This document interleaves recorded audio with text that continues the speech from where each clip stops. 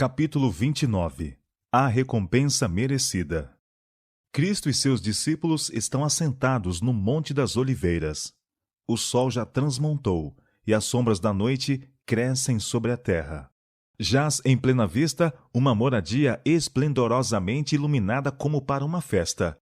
A luz jorra das aberturas, e um grupo expectante indica que um cortejo nupcial está prestes a aparecer. Em muitas regiões do Oriente, as festividades nupciais são realizadas à noite. O noivo parte para o encontro da noiva e a traz para casa. À luz de tochas, o séquito dos nubentes sai da casa paterna para seu próprio lar, onde um banquete é oferecido aos convidados. Na cena que Cristo contemplava, um grupo esperava o aparecimento do séquito nupcial para a ele se juntar. Na adjacência do lar da noiva esperavam 10 virgens trajadas de branco. Todas levam uma lâmpada acesa e um frasco de óleo. Todas aguardam ansiosamente a aparição do esposo. Há, porém, uma tardança. Passa-se 1 hora após outra. As vigias fatigam-se e adormecem. À meia-noite, ouve-se um clamor. Aí vem o esposo, sai-lhe ao encontro. As tosquenejantes despertam, de repente, e levantam-se. Vem o cortejo aproximando-se resplandecente, de tochas e festivo, com música. Ouvem as vozes do esposo e da esposa. As 10 virgens tomam suas lâmpadas e começam a aparelhá-las, com pressa de partir. 5 delas, porém, tinham deixado de encher seus frascos. Não previram demora tão longa e não se prepararam para a emergência. Em aflição, apelam para suas companheiras mais prudentes, dizendo: Dai-nos do vosso azeite, porque as nossas lâmpadas se apagam. Mas as 5 outras, com suas lâmpadas há pouco aparelhadas, tinham seus frascos esvaziados. Não tinham óleo de sobra, e respondem: Não seja caso que nos falte a nós e a vós, e diantes aos que vendem, e comprai-o para vós. Enquanto foi comprar, o séquito foi-se e as deixou. As 5, com as lâmpadas acesas, se uniram à multidão. Entraram na casa com um cortejo nupcial e fechou-se a porta. Quando as virgens loucas chegaram à entrada da casa do banquete, receberam uma recusa inesperada. O anfitrião declarou: Não vos conheço. Foram abandonadas ao relento, na rua solitária, nas trevas da noite. Quando Cristo, sentado, contemplava o grupo que aguardava o esposo, contou aos discípulos a história das 10 virgens, ilustrando, pela experiência delas, a da igreja que viveria justamente antes de sua segunda vinda. Os 2 grupos de vigias representam as 2 classes que professam estar à espera de seu Senhor. São chamadas virgens, porque professam fé pura. As lâmpadas representam a palavra de Deus. Diz o salmista: Lâmpada para os pés é a tua palavra, e luz para o meu caminho. Salmo 119, verso 105. O óleo é o símbolo do Espírito Santo. Assim é representado o Espírito na profecia de Zacarias. Tornou o anjo que falava comigo, diz ele, e me despertou, como a um homem que é desperto do seu sono, e me disse: Que vês? E eu disse: Olho, e eis um castiçal todo de ouro, e um vaso de azeite no cimo, com suas 7 lâmpadas, e cada lâmpada posta no cimo tinha 7 canudos, e por cima dele 2 oliveiras, uma à direita do vaso de azeite e outra à sua esquerda. E falei e disse ao anjo que falava comigo, dizendo: Senhor meu, que é isto? E respondeu e me falou, dizendo: É a palavra do Senhor a Zorobabel, dizendo: Não por força, nem por violência, mas pelo meu espírito, diz o Senhor dos Exércitos. E falando-lhe outra vez, disse: Que são aqueles 2 raminhos de oliveira que estão junto aos 2 tubos de ouro, e que vertem de si ouro? Então ele disse: Estes são os 2 filhos do óleo, que estão diante do Senhor de toda a terra. Zacarias capítulo 4, versos 1 a 14. Das 2 oliveiras, o dourado óleo era vazado pelos tubos de ouro nas taças do castiçal, e daí nas lâmpadas de ouro que alumiavam o santuário. Assim, dos santos que estão na presença de Deus, seu espírito é comunicado a instrumentalidades humanas que são consagradas para o seu serviço. A missão dos dois ungidos é comunicar ao povo de Deus aquela graça celestial que somente pode fazer de sua palavra uma lâmpada para os pés e uma luz para o caminho. Não por força, nem por violência, mas pelo meu Espírito, diz o Senhor dos Exércitos. Zacarias capítulo 4, verso 6. Na parábola, todas as 10 virgens saíram ao encontro do esposo. Todas tinham lâmpadas e frascos. Por algum tempo, não se notava diferença entre elas.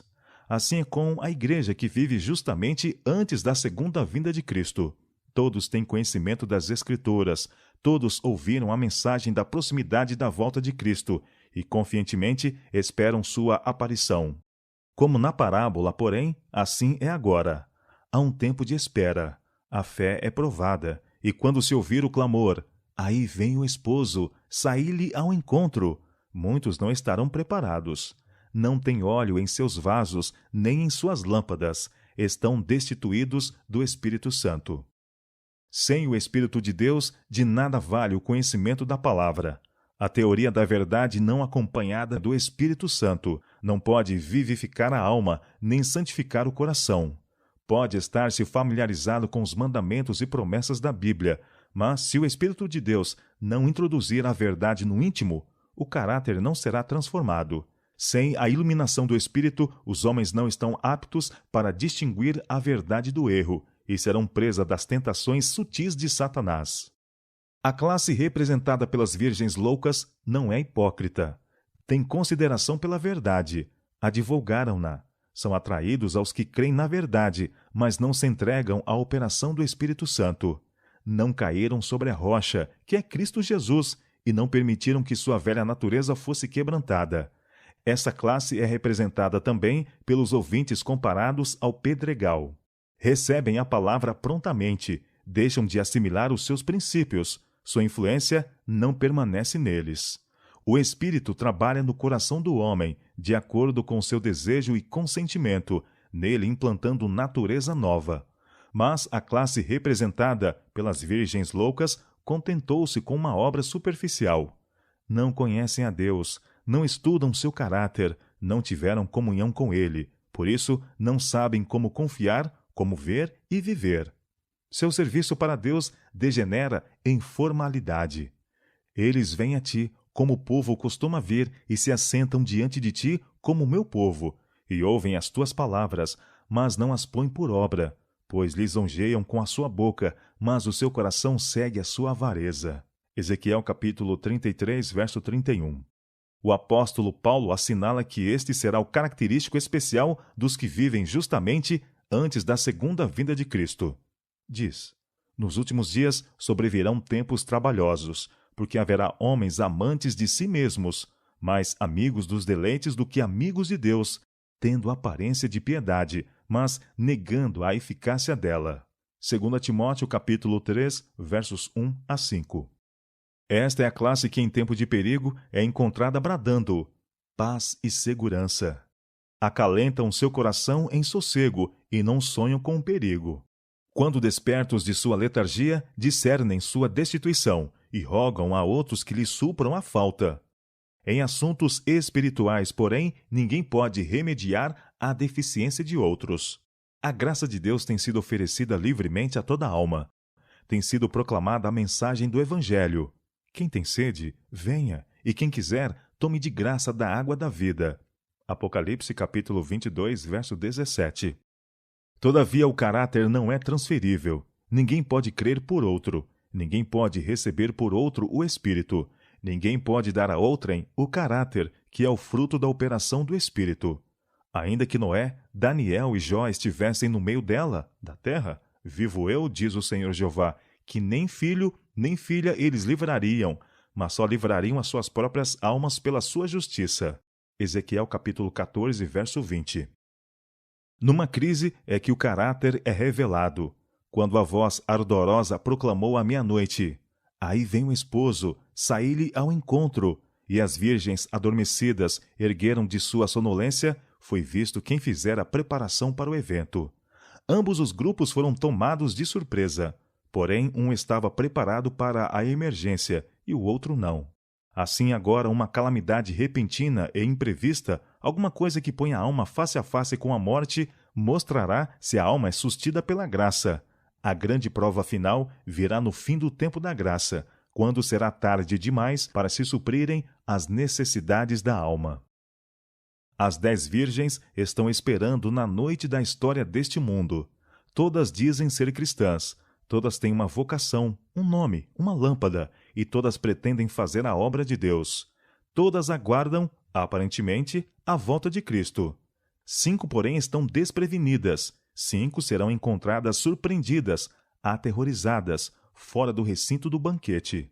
No dia final, muitos hão de requerer admissão ao reino de Cristo, dizendo: temos comido e bebido na tua presença, e tu tens ensinado nas nossas ruas. Senhor, Senhor, não profetizamos nós em teu nome? E em teu nome não expulsamos demônios? E em teu nome não fizemos muitas maravilhas? Mas a resposta será: digo-vos que não sei de onde vós sois. Apartai-vos de mim. Lucas capítulo 13, verso 26 e 27. E Mateus capítulo 7, verso 22. Nesta vida não tiveram comunhão com Cristo, por isso não conhecem a linguagem do céu. São estranhos às suas alegrias. Porque qual dos homens sabe as coisas do homem, senão o espírito do homem, que nele está? Assim também ninguém sabe as coisas de Deus, senão o Espírito de Deus. 1 Coríntios capítulo 2, verso 11.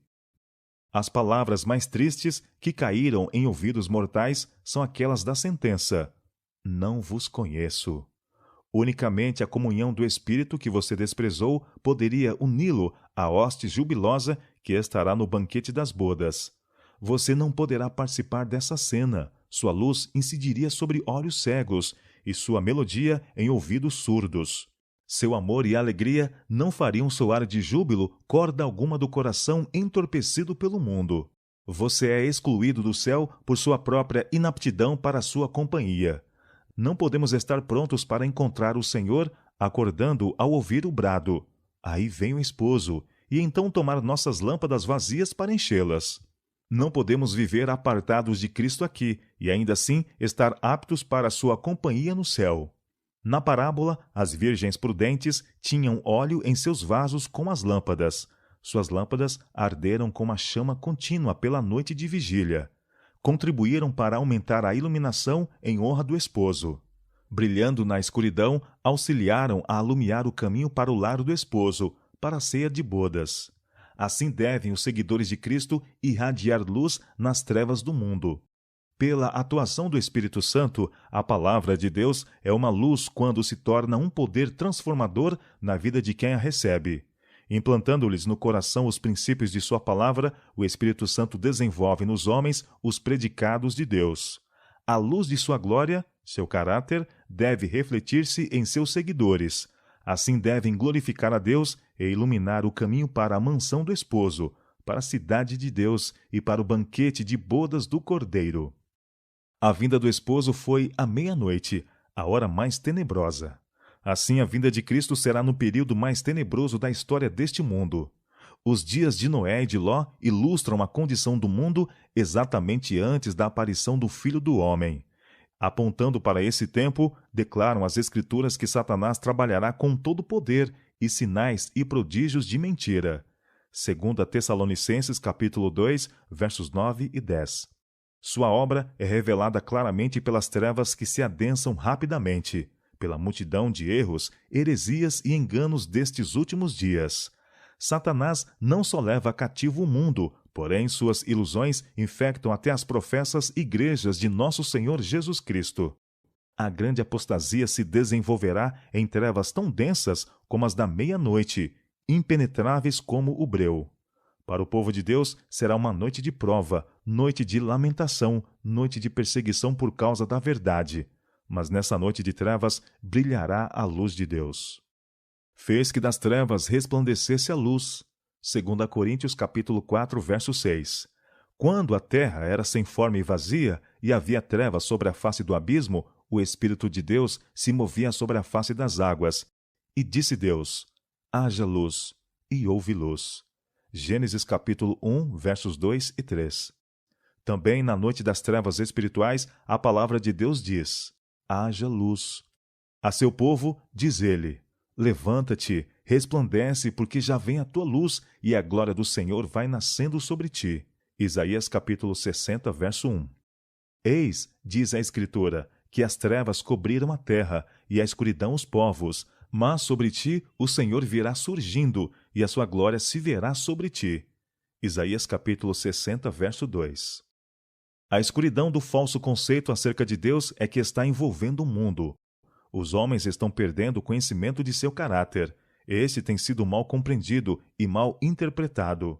Neste tempo deve ser proclamada uma mensagem de Deus, uma mensagem de influência iluminante e capacidade salvadora. O caráter de Deus deve tornar-se notório, deve ser difundida nas trevas do mundo e luz de sua glória, a luz de sua benignidade, misericórdia e verdade. Esta é a obra esboçada pelo profeta Isaías, nas palavras: Tu, anunciador de boas novas a Jerusalém, levanta tua voz fortemente, levanta, não temas, e dize às cidades de Judá: Eis aqui está o vosso Deus.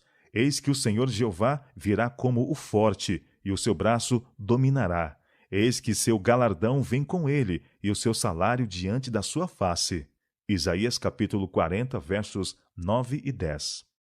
Os que aguardam a vinda do esposo devem dizer ao povo: Eis aqui está o vosso Deus. Os últimos raios da luz misericordiosa, a última mensagem de graça a ser dada ao mundo, é uma revelação do caráter do amor divino. Os filhos de Deus devem manifestar sua glória, revelarão em sua vida e caráter o que a graça de Deus por eles tem feito. A luz do sol da justiça deve irradiar em boas obras, em palavras de verdade e atos de santidade. Cristo, o resplendor da glória do Pai, veio ao mundo como sua luz. Veio para representar Deus aos homens, e dele está escrito que foi ungido com o Espírito Santo e com virtude, e andou fazendo bem. Atos capítulo 10, verso 38. Na sinagoga de Nazaré disse: O Espírito do Senhor é sobre mim, pois que me ungiu para evangelizar os pobres, enviou-me a curar os quebrantados do coração e a pregoar liberdade aos cativos, e dar vista aos cegos, a pôr em liberdade os oprimidos, a anunciar o ano aceitável do Senhor. Lucas capítulo 4, verso 18 e 19. Esta foi a obra de que encarregou os discípulos. Vós sois a luz do mundo, disse ele. Assim resplandeça a vossa luz diante dos homens, para que vejam as vossas boas obras e glorifiquem a vosso Pai que está nos céus. Mateus capítulo 5, versos 14 e 16. Esta é a obra que o profeta Isaías descreve dizendo: Porventura não é também que repartas o teu pão com o faminto e recolhas em casa os pobres desterrados? E vendo nu o cubras? E não te escondas da tua carne? Então romperá a tua luz como a alva, e a tua cura apressadamente brotará. E a tua justiça irá diante da tua face, e a glória do Senhor será a tua retaguarda. Isaías capítulo 58, versos 7 e 8. Assim, pois, a glória de Deus deve brilhar mediante sua igreja na noite de trevas espirituais, soerguendo os oprimidos e confortando os que choram. Em todo o nosso redor ouvem-se os gemidos de um mundo de aflições. Em todos os lados há necessitados e miseráveis. Nosso dever é auxiliar, aliviar e abrandar as agruras e misérias da vida. O serviço prático será muito mais eficiente do que meramente pregar sermões. Devemos alimentar o faminto, vestir o nu e asilar o desabrigado. E somos chamados para fazer mais do que isto. As necessidades da alma, só o amor de Cristo pode satisfazer. Se Cristo em nós habitar, nosso coração estará cheio de simpatia divina. Abrir-se-ão as fontes cerradas do zeloso amor cristão. Deus requer não somente as nossas dádivas para os necessitados, mas também nosso semblante amável, nossas palavras de esperança, nosso cordial aperto de mão. Quando curava os doentes, Cristo punha sobre ele as mãos. Também devemos chegar-nos em contato íntimo com quem procuramos beneficiar. Muitos há que não têm mais esperança. Dê-lhes novamente a luz do sol. Muitos perderam o ânimo. Diga-lhes palavras de conforto. Ore por eles. Aos que carecem do pão da vida, leia-lhes da palavra de Deus. Muitos padecem de uma enfermidade da alma que bálsamo nenhum pode restaurar, médico algum curar. Ore por essas almas, encaminhe-as a Jesus. Conte-lhes que há um bálsamo e um médico em Gileade. A luz é uma bênção, bênção universal que difunde seus tesouros sobre o mundo ingrato, ímpio e desmoralizado. Assim é com a luz do sol da justiça. Envolta como está, nas trevas do pecado, aflição e padecimento, toda a terra precisa ser iluminada com o conhecimento do amor de Deus. Nenhuma seita, casta ou classe deve ser privada da luz que refulge do trono celeste. A mensagem de esperança e misericórdia tem que ser levada aos confins da terra. Quem quiser pode aproximar-se, tomar do poder de Deus e fazer paz com Ele, e Ele fará paz. Não mais devem os pagãos estar envoltos em trevas da meia-noite. A escuridão deve desaparecer diante dos fulgurantes raios do sol da justiça. O poder do inferno será vencido. Mas ninguém pode dar aquilo que não possui. Na obra de Deus, a humanidade nada pode originar. Ninguém pode, por seus próprios esforços, tornar-se para Deus um portador de luz. Vertido pelos mensageiros celestes nos tubos de ouro, para ser conduzido do áureo vaso às lâmpadas do santuário, o dourado óleo produzia luz contínua, clara e brilhante. O amor de Deus, continuamente transmitido ao homem, é que o habilita a comunicar luz. O áureo óleo do amor corre livremente no coração de todos os que pela fé estão unidos a Deus, para resplandecer novamente em boas obras, em serviço real e sincero para Ele. Na grande e incomensurável dádiva do Espírito Santo estão contidos todos os recursos celestes. Não é por qualquer restrição da parte de Deus que as riquezas de sua graça não afluem para os homens, neste mundo. Se todos recebessem de bom grado, todos seriam cheios de seu Espírito. Toda alma tem o privilégio de ser um conduto vivo, pelo qual Deus pode comunicar ao mundo os tesouros de sua graça, as insondáveis riquezas de Cristo. Nada há que Cristo mais deseje do que agentes que representem ao mundo seu espírito e caráter. Não há nada de que o mundo mais necessite que da manifestação do amor do Salvador, mediante a humanidade. Todo o céu está à espera de condutos pelos quais possa ser vertido o óleo santo para ser uma alegria e bênção para os corações humanos. Cristo tomou todas as providências para que sua igreja seja um corpo transformado, iluminado pela luz do mundo, possuindo a glória de Emanuel. É seu propósito que cada cristão esteja envolto numa atmosfera espiritual de luz e paz. Deseja que revelemos em nossa vida a sua própria alegria. A habitação do Espírito em nós será manifestada pelo amor celestial que de nós dimanará. A plenitude divina fluirá pelo consagrado agente humano para ser partilhado com outros. O sol da justiça traz salvação debaixo das suas asas. Malaquias capítulo 4, verso 2. Assim, todo verdadeiro discípulo deve difundir uma influência de vida, ânimo, auxílio e verdadeira salvação. A religião de Cristo significa mais que o perdão dos pecados. Significa remover nossos pecados e encher o vácuo com as graças do Espírito Santo. Significa iluminação divina e regozijo em Deus. Significa um coração despojado do próprio eu e abençoado pela presença de Cristo. Quando Cristo reina na alma, há pureza e libertação do pecado. A glória, a plenitude, a perfeição do plano do Evangelho são cumpridas na vida. A aceitação do Salvador traz paz perfeita, perfeito amor, segurança perfeita. A beleza e fragrância do caráter de Cristo, manifestadas na vida, testificam de que, em verdade, Deus enviou seu Filho ao mundo para o salvar. Cristo não manda seus seguidores esforçarem-se para brilhar. Diz: resplandeça sua luz. Se tem recebido a graça de Deus, a luz está em você. Remova os empecilhos e a glória do Senhor será revelada. A luz resplandecerá para penetrar e dissipar a escuridão. Você não pode deixar de brilhar dentro do círculo de sua influência. A revelação da glória do Senhor, na forma humana, trará o céu tão perto dos homens que a beleza que adorna o templo interior será vista em toda a alma em que o Salvador habita.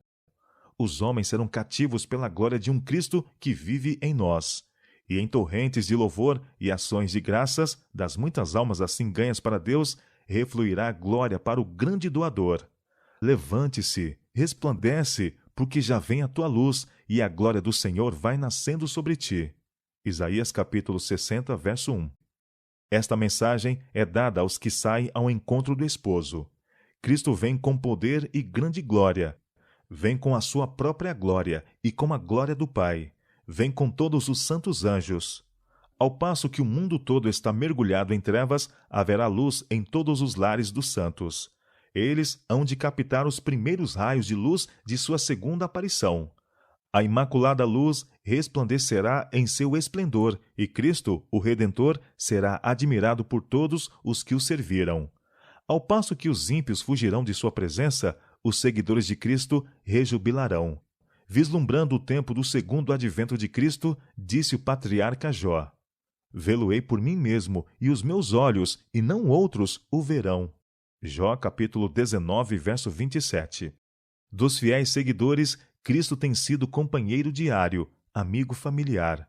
Viveram em contato íntimo, em comunhão constante com Deus.